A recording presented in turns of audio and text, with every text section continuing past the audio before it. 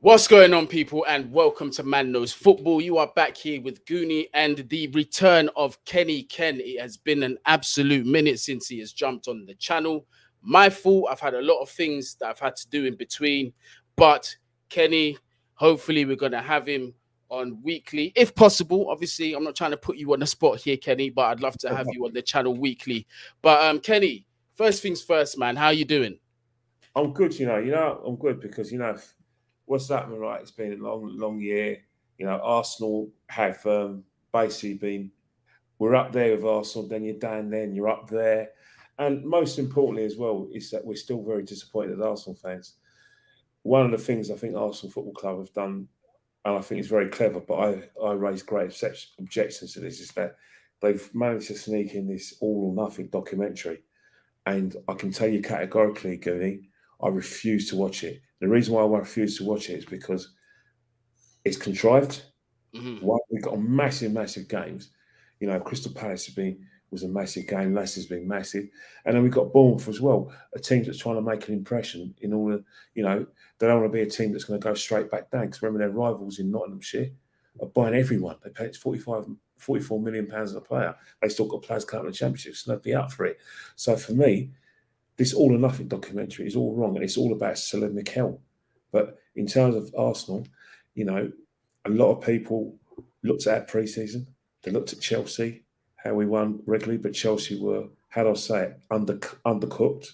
Mm-hmm. Everton were undercooked, and also we played on Orlando FC. But momentum and goodwill is everything that Arsenal fans thrive on. Obviously with Gabriel Jesus, but for me, I look at Chelsea. I never write off Man United, but that's more to do with Stockholm syndrome. And I never, ever write off Spurs. So it's going to be a massive season where we've got to be virtually faultless. No, absolutely. I agree with you. It's definitely going to be more competitive than it was last season. And if you saw for the top four anyway, because if you saw obviously the points gap between third, fourth, and fifth, it wasn't really that much when you think about it. And obviously Spurs have massively improved. I feel that you lot have improved. I think there's still work for us that we need to do. The transfer window is not closed yet, so I'm going to reserve my judgment until the transfer window's closed. But at the minute, I do hold a little bit of worry. But let's just start off just real quick about the transfer window so far. For you guys, obviously you've brought in Gabriel Jesus, who looks like he's absolutely changed your attack. Looks like a breath of fresh air for you guys. Who was, and you've also signed Zinchenko. That was also a player that we were linked to over at Manchester City. We tried to get a double deal done at some stage when we were signing Raheem Sterling, but that fell through. Manchester City didn't want to sell more than one player to us for obvious reasons. They don't want to strengthen someone they consider a rival that can potentially get closer to them, which makes perfect sense. But they've sold you both players, and it looks like you guys are benefiting from it. But how do you feel so far about your transfer window? Are you happy with it, or do you feel that there's a lot more work that needs to be done? Oh, definitely.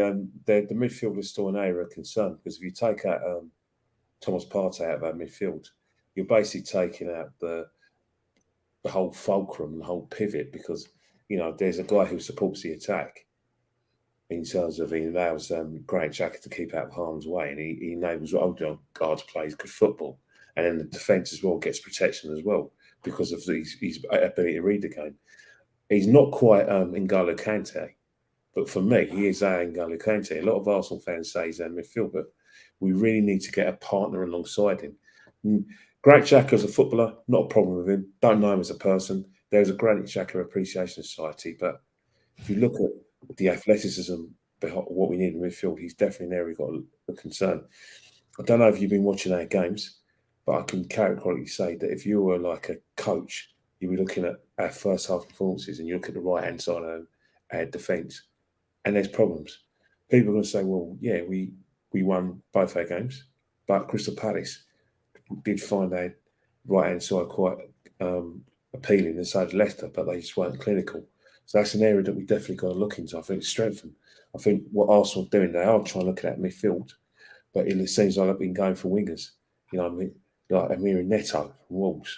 I'm hearing we were hearing stories about it was Rafinha until Chelsea came along and Barcelona came along. So in terms of what we need, Gabriel's been an encouragement. He clearly likes being the main man. Obviously, certain areas as well. Chichenko. I think Arsenal fans need to not forget Kieran Tierney. Mhm. That Kieran Tierney's is injury prone. He's had some bad injuries, especially when it comes to his tendons and his knees. But is he a better player than Zinchenko? I think he is. But Zinchenko's a good backup because everyone's saying, "Oh yeah, he can play midfield." Well, I want someone to play left back. And if you want me to be picky at a left back, there's no difference between him and the defensive side than Benjamin Mendy because there's issues where they do get tired, they do get gaps, and better teams will exploit that. So I'm happy, but I'll be happy if Kieran was fitter. And but then again, from a positive sort of view, it's nice to have competition to push Kieran because I think at Chelsea you've always had people that can push players. Wayne Bridge was pushing Ashley Cole, Yeah. and that was very good for Chelsea. You've had loads of left backs. You've had Chilwell, and now you've got Cucurella, and Kennedy still lurks around. And I think in terms of your transfer, you're still buying players. Not all of them are going to play every game, but you're buying players because even though you're not making noises about challenging the league, you want to challenge. And I think Arsenal need to do that. It's not. I'm not all for let's protect someone's development. I'm all for making us a better team, making a stronger outfit. So, two more bodies in, and I'll be very, very satisfied. But they have to be missing bodies, missing parts of the jigsaw to get a challenge again. But even with all those players, I can see that Chelsea is still strong. That game you played shows me that the quality of both sides is still there. But in terms of an Arsenal perspective, I am happy, but I'm still concerned. There's still areas where if we don't address them, we will be found out this season, especially that midfield. So we've got about it's coming up to about 2 weeks now. If we Yeah. don't sort it out, then that is going to be an area where Arsenal fans at the moment look at the first 5 fixtures and think, well, yeah, they're winnable. But may not always going to be this catastrophic. And then going in when Partey gets injured, because he will get injuries. He won't play in all occasions. He might miss a few games, and might get injured. Then you go from Partey to Albert, and then you try to play Zinchenko and Xhaka, but that's a weak midfield. Well, what's ironic is that this is the problems that that you've mentioned in your team. It's very similar, like mirroring us now, but except we're now in a situation where 2 of our main midfielders are now injured, Kovacic and Golo Kante. Now, here's the thing. From the beginning of the transfer window, my personal main priority was to address the CDM position because we do not have a natural number 6. Quite similar because again, Thomas Partey, when we had Frank Lampard, was a target that we was going for, but obviously he ended up with you guys. And then the situation with Tchouaméni has gone to Real Madrid, and we just haven't been linked with anyone since. And I think that if we do not address it before the transfer window's closed, we might be the ones that get found out. And that's what's concerning me. But obviously, we're not here about Chelsea. We are going to be discussing the Bournemouth versus Arsenal game.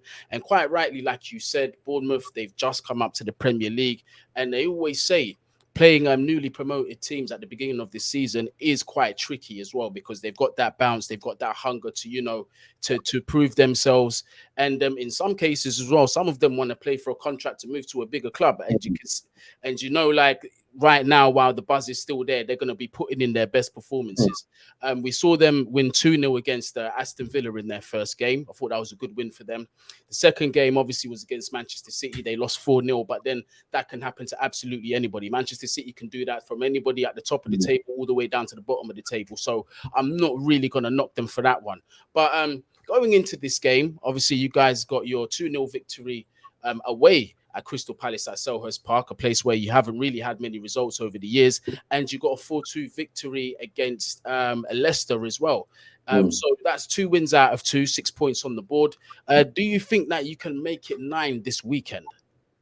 Oh yeah, definitely. You have to be confident because of the way that what we're doing is that what we've done a lot better is that we've punished teams for not, taking their chances against us. Leicester start. If you watch the first 20 minutes of that game against Leicester were making inroads. Just James Justin was getting on there the left hand side. Remember, what's like Fofana had the chance. Vardy could have had a penalty. But what we did is that when Leicester reacted and scored, we went down the field and scored again. Jesus is playing. It's clinical. He was unplayable, and I say that's probably one of the best debuts I've ever seen. I've underrated him. I've always seen as a player who's does great hard work outside the box and probably played out of position by Pep, but he's probably been promised the number 9 shirt, so I would expect him to show good form. Also Gabriel Martinelli has benefited from playing for his Brazilian teammate, so I'm expecting a lot of things. And also, it's nice. Saka's been probably quiet, so with the momentum we have, we should be going to Bournemouth and being ruthless and win. However, Bournemouth are playing at home. It's a small pitch. They've turned us over quite a few times during that period, and they do try to play good football. And as you said about the Man City game, I think they're not going to admit it to you and I, but I don't think they expected anything to come good at that game at the Etihad.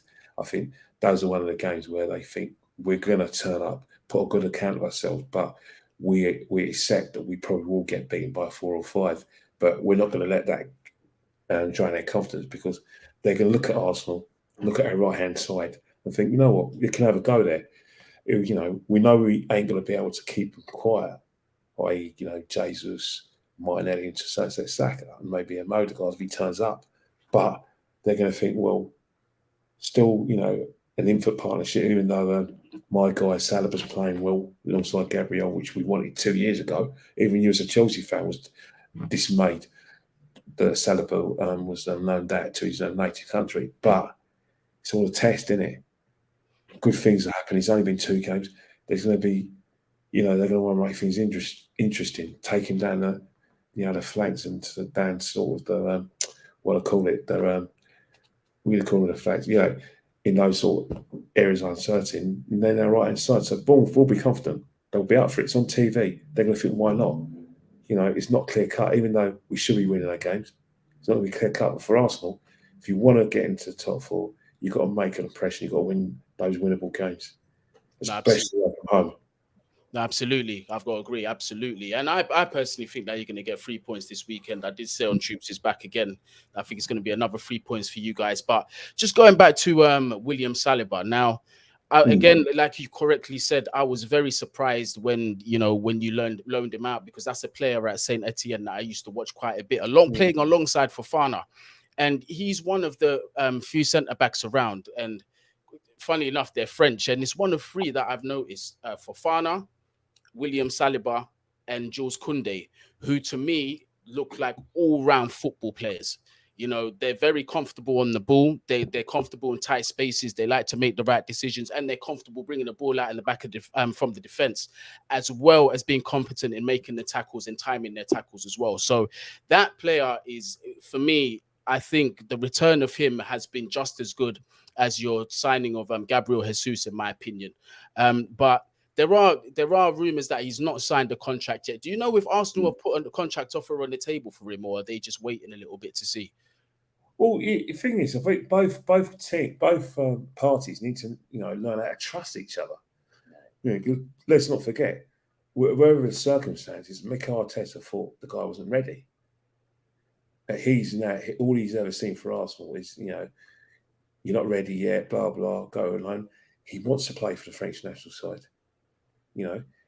There's always a massive elephant. It's the Benjamin White. Remember, we spent £50 million on him, and he was, to a certain extent, our marquee signing.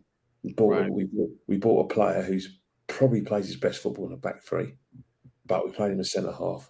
We know he can. We think he can play in midfield. We think he can play at right back. So the whole situation is, if I'm William Saliba, I'll be looking at the situation as, what if Arsenal sign a right back? What if Tomiyasu, comes to full fitness, because his fitness since he's come to the football club has been fantastic until January when we lost against Liverpool. So he'd be looking at it and goes, right, I have to make it difficult for my manager to leave me out, and because he's theoretically he is competing with Ben White. in my opinion, for that right hand side. So I can understand why there's a bit of mistrust. But if he carries on playing like he is, then Mikel Arteta's got a decision to make, which may not favour Ben White. But again, I can see if I was him, so I sign a contract with Arsenal. Well, nothing's guaranteed in life, but Arsenal will look at it and think, well, you know what?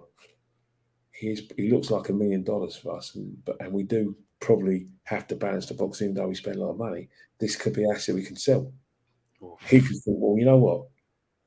If I have a good season here, Real Madrid might come calling. I could be like Varane.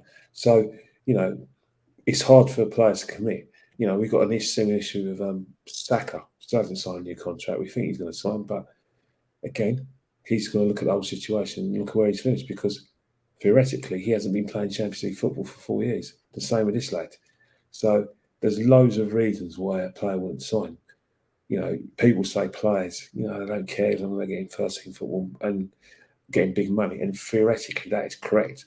But when you go away in international duty and someone's showing you their Champions League medals, especially if you play with Chelsea and Liverpool, then what will happen is you're thinking, well, I need to play in the Champions League. I don't win the Champions League. I've got to leave Arsenal.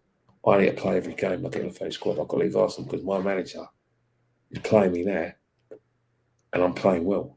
But what happens when Ben White comes in the side? So that is the only way you can think about it, is that we can talk honestly, me and you, but I can't say that to another Arsenal fan. Oh, what are you talking about? How dare you say that? William Saliba's $1 million. Of course he won't be left out. But he's never known football, injuries and manager's preference. Are you convinced, and yes, I'm looking in, that William Saliba is Mikel Arteta's first choice? By looks of it, everyone told me he is, but you don't know football.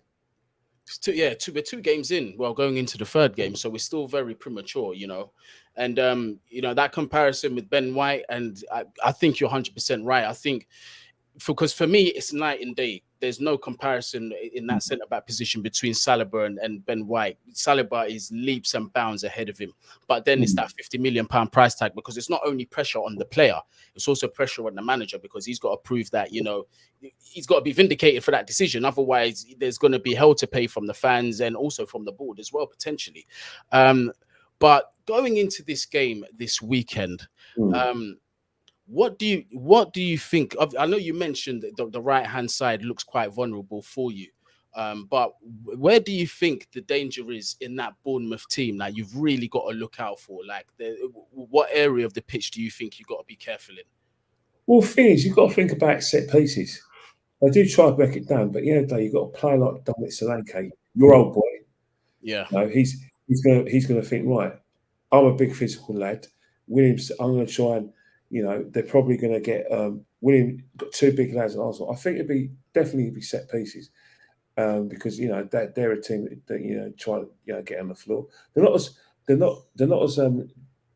as good as I thought they were when they were under Eddie Howe, but they're a learning curve, and they'll take a lot of confidence from the Villa match.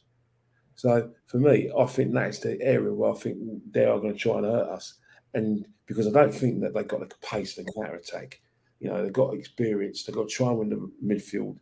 Like I said, obviously they've got experience with players like Jefferson, Loanee, still there after all this time. Yeah, it's certainly he's a proven Premiership player. But I think for me, they're a very honest team who are going to try and catch us and try and put off our stride. So they're going to, probably waste a bit, still play their football, but do the dark arts. I think that's where they're into the game, and then really and truly we can't be frustrated. You know what I mean? We can't get frustrated. I think frustration and set pieces will be our Achilles heel. We're not on the wide awake club, because when I'm looking at Bournemouth's positives, all I can see is areas where I think we can hurt them. Fact. And change. And I think we are attacking wise. I've got no problem. Only slight concern is Saka hasn't come back to the party. But and we haven't needed him as much as we needed him in all the previous seasons. So that's another player. And off the bench as well, got players like Smith Rowe to come on. Yeah, Come on for the. He can't get a game because Odegaard is our main man in terms of that creative spot, number 8. Smith Rowe, in my opinion, that's his position. Everyone says he can play on the left, and he can, but I think he plays best football in that sort of wildcard position. But if you don't mind me saying, as a Chelsea fan, one of your legends, a bit of Frank Lampard-esque to the extent that he does arrive late in the box. Yeah. Because I've always looked at Frank Lampard and I said, right, who was the Frank Lampard before Frank Lampard? I thought, well, David Platt. And then I look at Smith Rowe and I think if he plays his football consistently, and he's one of those players who can arrive late, he's probably got a bit more natural ability than Frank had. But Frank had hard work. Frank worked it. People think that it came easy because of his, Dad Frank Senior and his Uncle Harry. But you speak to people at West Ham and Chelsea, Big Frank, worked in his game, free kicks, everything. You're still there till they had to kick him to the training ground at West Ham. Yep. I was just about to say the same. Frankie was a very hard worker, but go on. And he was a very fit player as well in terms of his diet. He looked on when he was at West Ham, obviously when there was serious with him and Rio, and Dio in 2000 when they were kids, he cut all that out.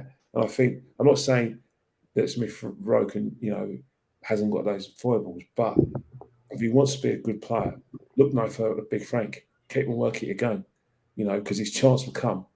But he's got to grab it at both hands, and I think he has. But he's been a bit unlucky because Gabriel, who was behind him, the team, is just giving us a dimension. He's made us a better team, even though we're still not in the top 4 down that left-hand side. So that's another area of concern. And then remember, we've got Nicolas Pepe as well. Everyone has forgotten about Pepe. We're talking about Rafinha, we're talking about Saka being our main man, which he is. But Pepe, £72 million, he's still in the squad. He hasn't got the niece yet. So that's another player that, when I talk about Nicolas Pepe, me and Jez and Lee Gunner, we always think that something has to be wrong at a football club where a player of that natural ability, forget the price tag, that no one could get that out of him. That's an indictment on him, but more indictment on the coaching staff at that club. First, Unai Emery, I respect a lot, and Mikel as well, because how can you not get someone out, a naturally gifted player like that? And he's one of those players that is so unpredictable that if we do struggle tomorrow, and he does get it right, and Mikel just, gets him to just do what he does best rather than tracking runs.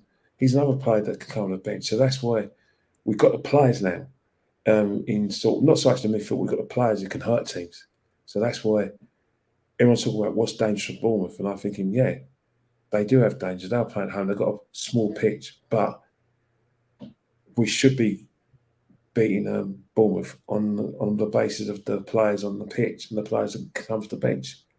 Yeah, 100%. The quality is night and day between Bournemouth and Arsenal. But I think from a Bournemouth perspective, I do think they're kind of caught in between a rock and a hard place. And what I mean by that is the fact that the way they're going to approach this game, because I feel if they sit back and try and hit you on a counter attack, I think you'll absolutely murder them, because you don't have the problem that we have where when teams sit back and they're, very compact, we struggle to break them down and we create chances. You've been doing that for years, though. You've been doing that for about, if you don't mind me saying so, since Big Frank's been in charge. Yeah. One of the things that you struggle with teams sitting back, and you had that since back, and then obviously him buying players like Ziyech to try and open that door. Also got Havertz, who's a very intelligent player. I think he's Mesut Ozil with the work rate. But those are the sort of players you're going to try and open up the door. But even then, there were instances in some of your games, Everton to a certain extent, and Tottenham, do agree. But Arsenal, to a certain extent, with Thomas Partey trying to beat people up and Grant Xhaka trying to be nuisance up front, we can open teams up.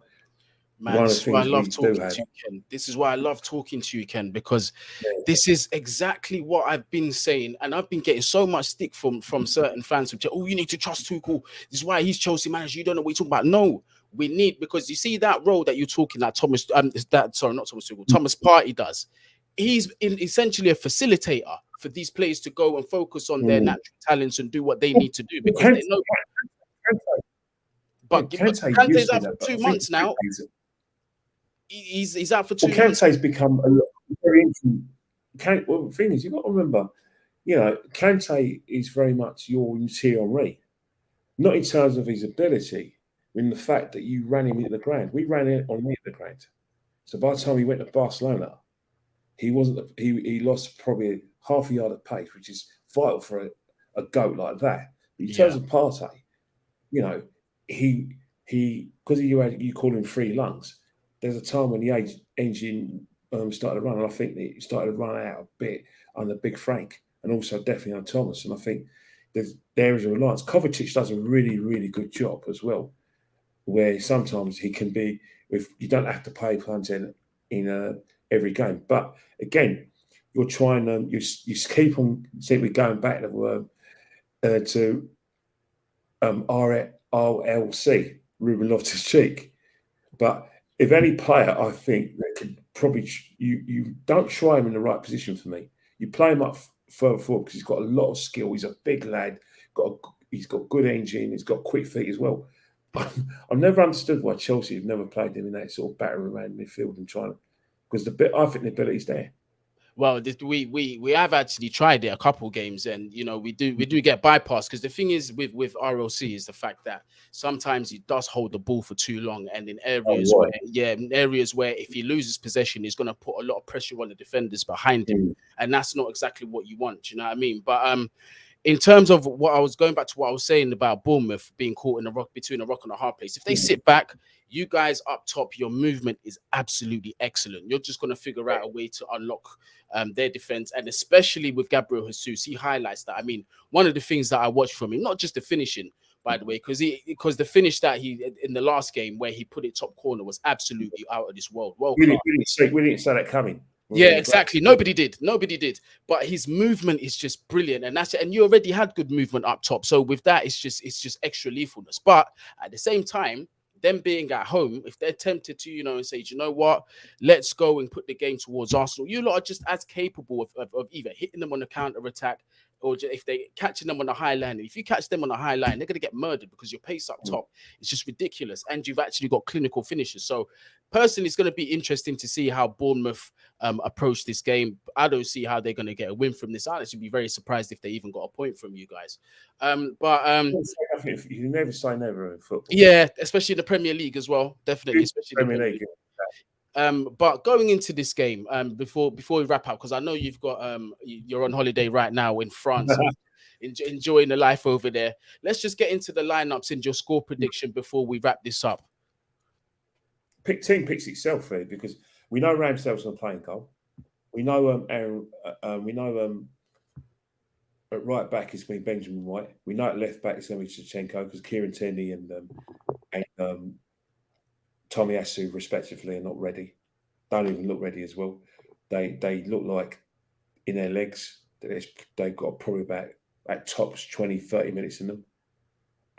But the beauty of the fact is that we're winning. We've got Saliba to protect Benjamin White, and Shevchenko for 70 minutes does look the part, but when he tires, he leaves gaps.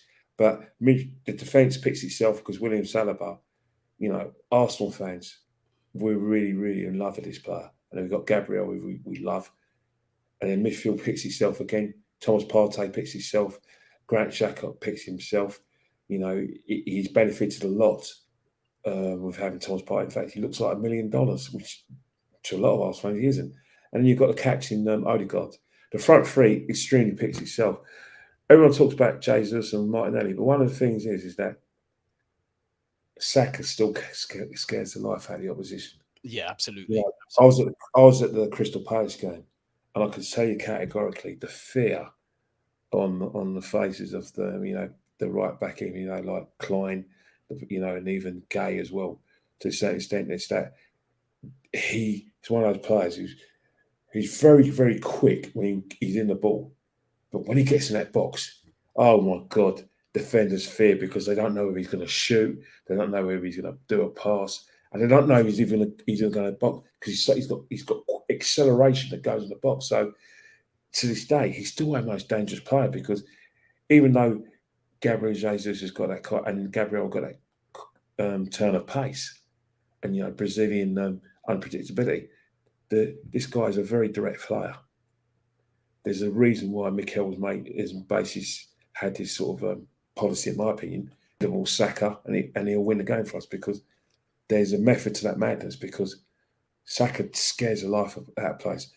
You had to be at Selhurst Park and that kind of smallish pitch and see what happened. And you even have to look at the way players are just, if they're not pulling his shirt, they're stamping his ankles, or putting the elbow in. He scares the life out of players. And it's not just domestically; he's even internationally now as well. Yeah. He's fast. Well, some would already say he's established himself, but he's still a very young player, and he's still got a long way to go. And that's even another scary thing to add to it, But score predictions. How do you think the game's going to end? I think, if you want me honest, I think it's going to be 2-0 to Arsenal, because I think what will happen is that I think our players will be able to handle the physical aspect of ball, especially set pieces. Not especially Gabriel would love that all day. Like he'll head the ball out all day long. Ramsdale will come for the crosses. He'll probably, have our hearts in the mouth of him. And then you've got good old Saliba, clean it up defensively. I think we'll be too tight. But if I was Bournemouth, that right hand side, if you're going to get us down that right hand side, make sure you score, because if you don't and we tighten it up, we're going to be very difficult to beat and difficult to penetrate. So for me, it's got to be 2-0. It's going to be an hard game. Don't get me wrong. Palace played out their skins last week. Yeah. 2 weeks ago, and they got nothing out of the game. And I think the same is going to be for Bournemouth as well. They're going to play out their skins and play well, but they haven't got the cutting edge. We have got the cutting edge. We're going to win. 100%. Well, you sound confident. I don't disagree with you. I think it's going to be an Arsenal win. I said I'm back again because it's so early in the season. It's hard for me to make a prediction, but just based purely on your form that you've carried over clearly from your pre-season, I would go with like a 2 or 3-0, maybe a 3-1. One thing I would say, Guni, sorry to cut you, is that don't buy too much into pre-season, because pre-season's, sort of, and it's a boring thing to say. The only good thing, the best thing to come out of pre-season is that Zinchenko and Jesus, were acclimatised to where we're playing, got to know the teammates, and they got the rhythm, and there was an understanding of teammates, and that's what pre-season is all about. Sorry, I wanted to ask you a question actually based on those two signings. Do you think the fact that Arteta has previously worked with them before, worked in the favour of them, getting pretty much hitting the ground running into this team? Well, it does help, because Arteta is pet, to a lot of people's pet. Like, I consider Arteta to be a David Moyes type of player, because I think Arteta played his best football under David Moyes at Everton. And I do think that David Moyes, if he was to tap into any kind of football knowledge, obviously they say he's going to tap into Guardiola because he worked close with him at Man City, and obviously Arsene, where Arsene always said that Mikel was always coming to him to discuss tactics and discuss how the team was playing. So he was always highly thought of. Mourinho raised him as a coach, and so does Pochettino. But there's no way he hasn't tapped into the David Moyes way of playing, especially way off the ball. Because remember, David Moyes, when he's at Everton, used to go on cross-country runs, where he wanted Everton to be good off the ball because they didn't have much possession. We play like that off the ball. He wants people. What's that? I refuse. As I said, I don't want to watch All or Nothing. But was it when you lose the ball, you run? No, that's exactly David Moyes' football. No, 100%. They want these players to be as fit as a butcher's dog, as they say. But Kenny, thank you very much for. It's good to hear. And I hope you're good. I've seen for you doing good stuff with Troops as well. Troops is doing well. I don't know what part of the country Troops is in.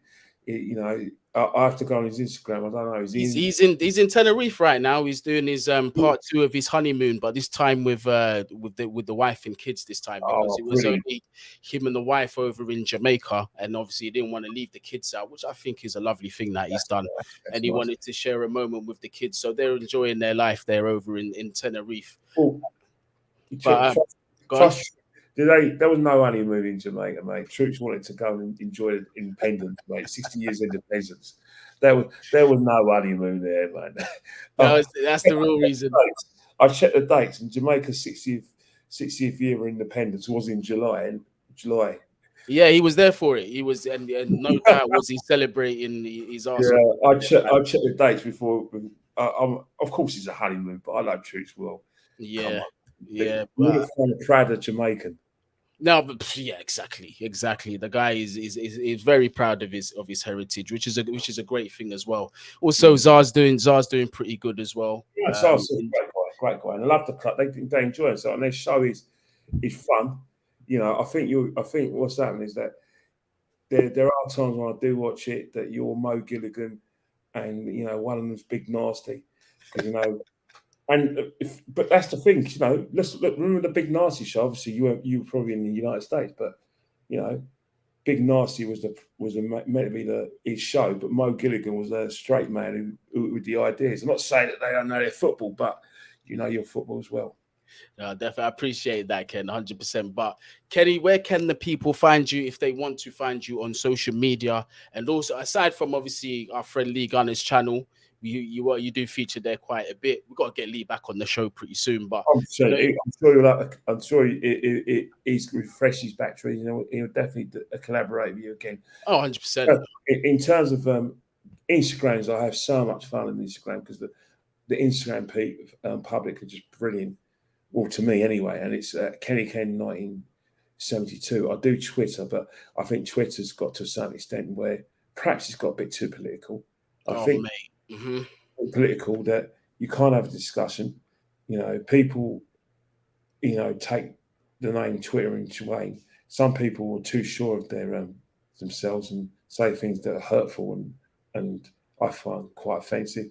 And I think there's a bit of a clique in terms of like, if you're not, it's a very isolating place. If you're like myself, Lee Gunner and Jez, where you do feel that Mikel's not the right man, it is quite a lonely place, Twitter, and you definitely are told in no uncertain terms by fire actions that you are isolated and not welcome on there. No, I understand you, and you know, I'm going through the experience of listen. I'm by no means too call out. But like I'm very much like you guys, where first the club is always the star, as you say. And second of all, there is no manager, no matter how good they're doing that, is immune from criticism. Do you know what I mean? If you feel like something can be done differently or something should be added to the team, you should have a right to voice it.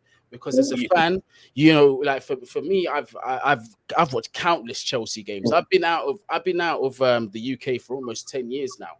And I can honestly say to the people that are talking nonsense to me, I've been to way more games than they have, 100%. Well, definitely, because and the thing is, if you talk at the time when let's not forget we've had many discussions that when you're in school, you're from Northwest London around the sort of websites, and you know you probably had loads of Arsenal fans who are good friends of yours, and you know you were supporting Chelsea when we beat you 2-0 in Cardiff to win our second double.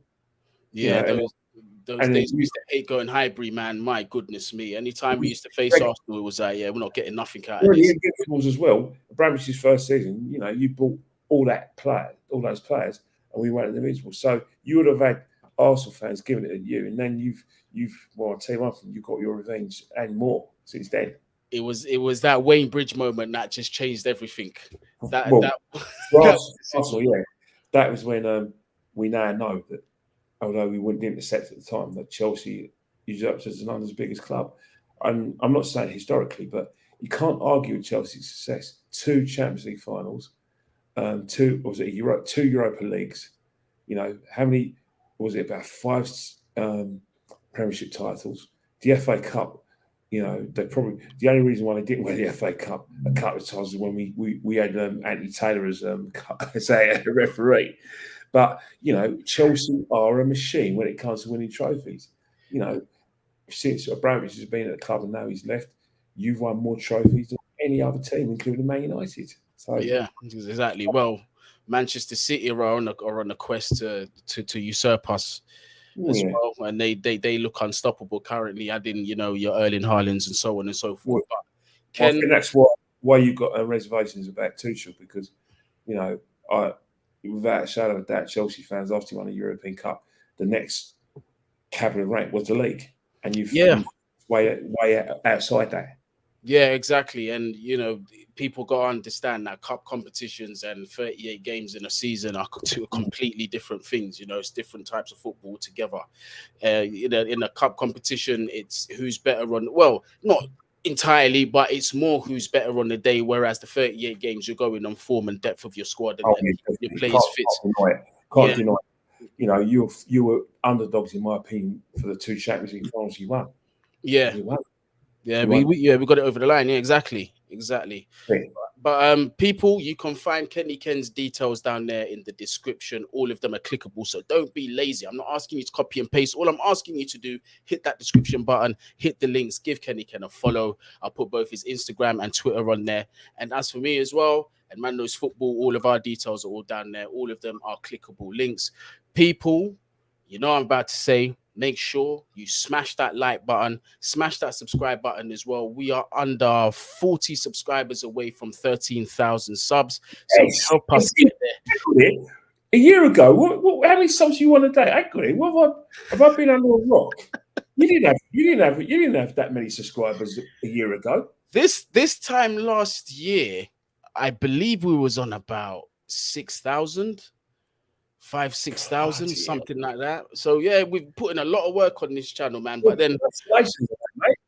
yeah, I mean, a lot of that, I can't just put down to myself. I've been very lucky to collaborate with several other bigger content creators. Obviously, me being on Troops TV, Lee Gunner, Yeah, but Eunice, you Matisse, don't quite a few understand. Remember people. what I told you, last year. Obviously, I'm not saying I'm a genius, but I always say, if you're in the entertainment business, if you want people to notice you, stand in front of them and shout in their faces, and that means content, content, content, content. They ain't gonna know you if they don't see you. Yeah, absolutely, absolutely. And we have been fairly consistent, but this year I want to make improvements and be even more Good consistent. man. The But World Cup. Don't forget the World Cup. yes, the World Cup, that is a big one that's coming up. Obviously, we're going to do lots of coverage for that as well. Hopefully, we can bring it home. The Lionesses have shown us how it's done. Hopefully, we can follow suit because that would be absolutely beautiful, man. Mm. We ain't seen that since 1966. I wasn't even a tadpole swimming in my dad's, sacred place. Do you know what I mean? So, yeah, we've got to get something, man. We've got to get something soon. But people, listen, man, wherever you are, whatever you're doing, please make sure you do stay safe. Peace out.